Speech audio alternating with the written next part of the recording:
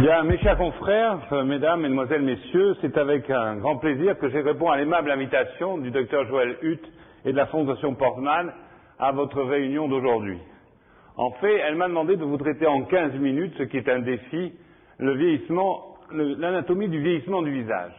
Eh bien, commençons simplement.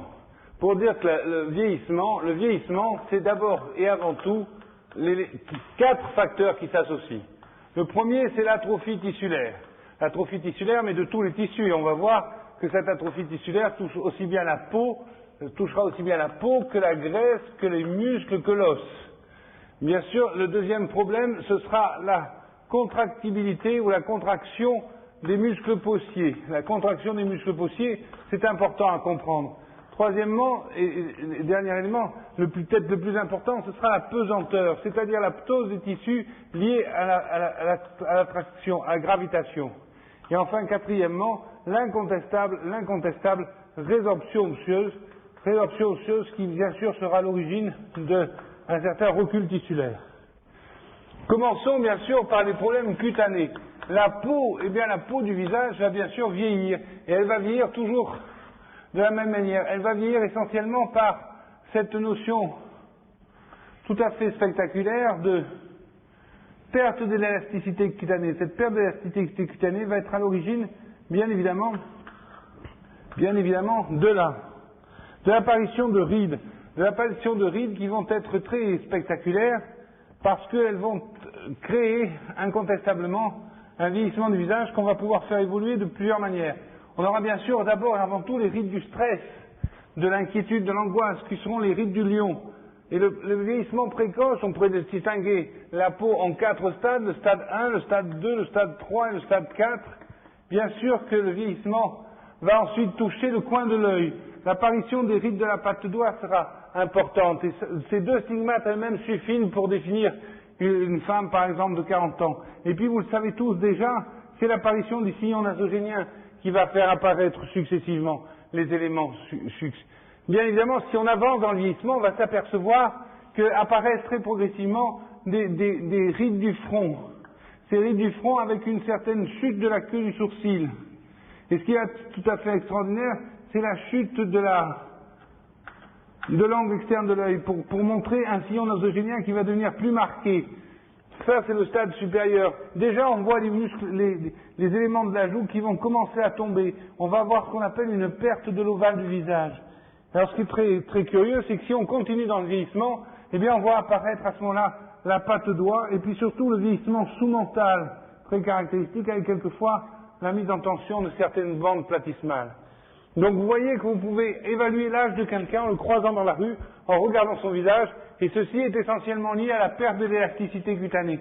En sachant que, bien sûr, la catastrophe, c'est si la femme fume, si la femme boit, ou s'il y a une héliodermie, c'est-à-dire qu'elle a passé des années et des mois au soleil. Bien évidemment, ce qui est important, c'est pas tellement le vieillissement de la peau, que surtout le vieillissement sous-cutané. Et le vieillissement sous-cutané, ce sera la graisse et le SMAS. Commençons par définir le SMAS lui-même. Le SMAS lui-même pour définir ce que sera le vieillissement du SMAS. Pour vous dire que bien évidemment, quand on dessine un visage comme ceci, avec bien sûr l'arcade dentaire, très simplement dessiné, très schématique, on peut mettre en évidence le muscle paussier. Les muscles paussiers de la tête et du cou, vous les connaissez tous. C'est d'abord le grand muscle occipitofrontal, relié, vous savez, par la galéa, par la ponévrose épicrânienne. Ce grand muscle occipitofrontal, très classique, très connu, c'est bouger le sourcil, et c'est cette sorte d'anatomie fonctionnelle du sourcil qui est si importante à connaître, en sachant bien que le muscle frontal n'atteint pas le tiers externe du sourcil, qui va subir la contraction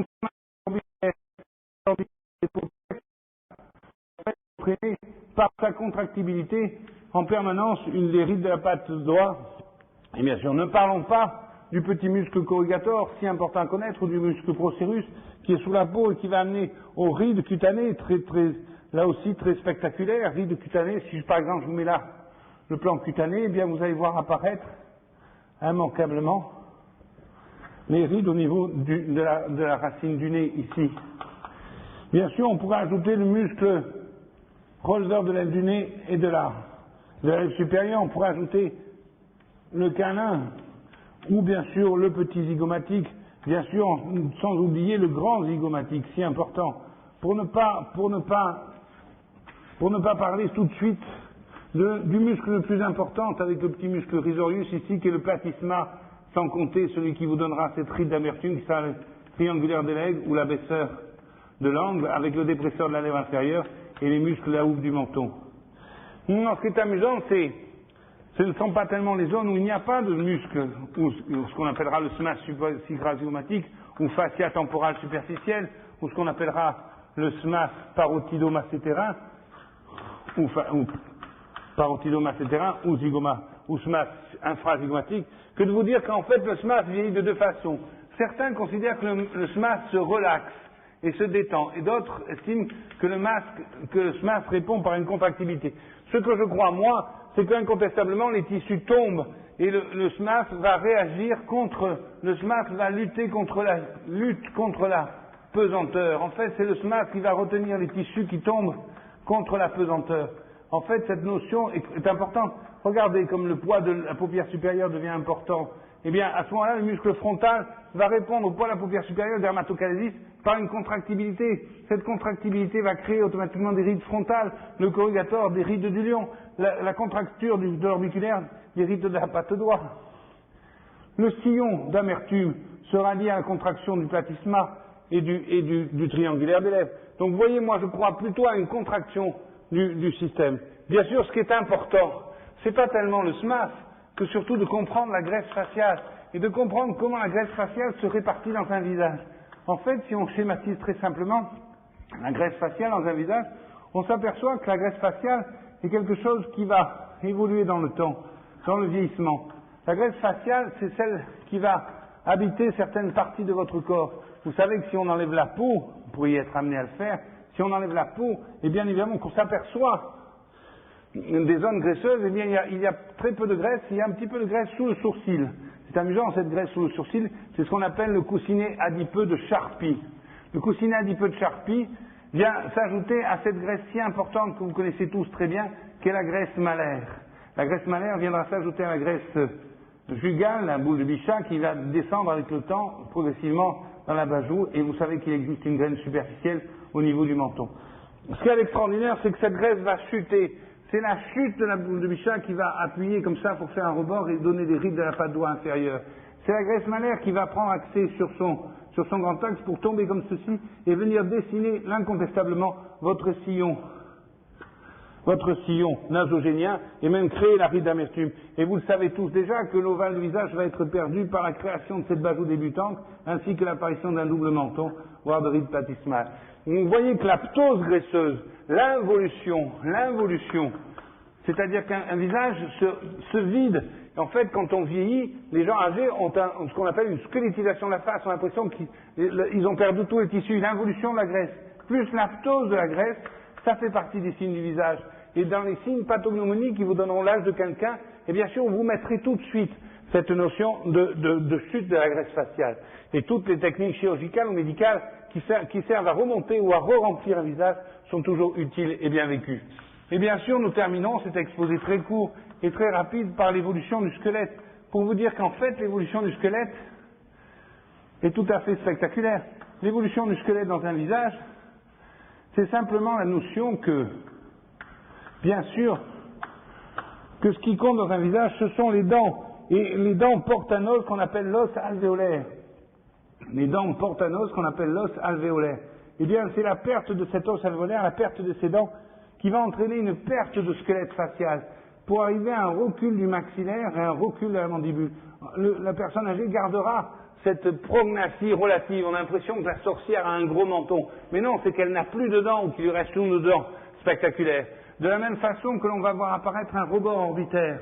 Un rebord orbitaire et surtout un plancher d'orbite, un rebord orbitaire inférieur. Mais ceci est en fait lié simplement à l'endophthalmie relative. C'est en fait la perte de la graisse orbitaire intra-orbitaire. C'est la perte de la graisse intra-orbitaire qui va faire que l'œil recule et qu'on en a l'impression que le squelette ressort. Donc cette squelette, la pommette c'est pareil. La pommette va être plus saillante parce que en fait elle va apparaître par la chute de la graisse malaire qui l'habitait, qui va venir remplir le sillon nasogénien.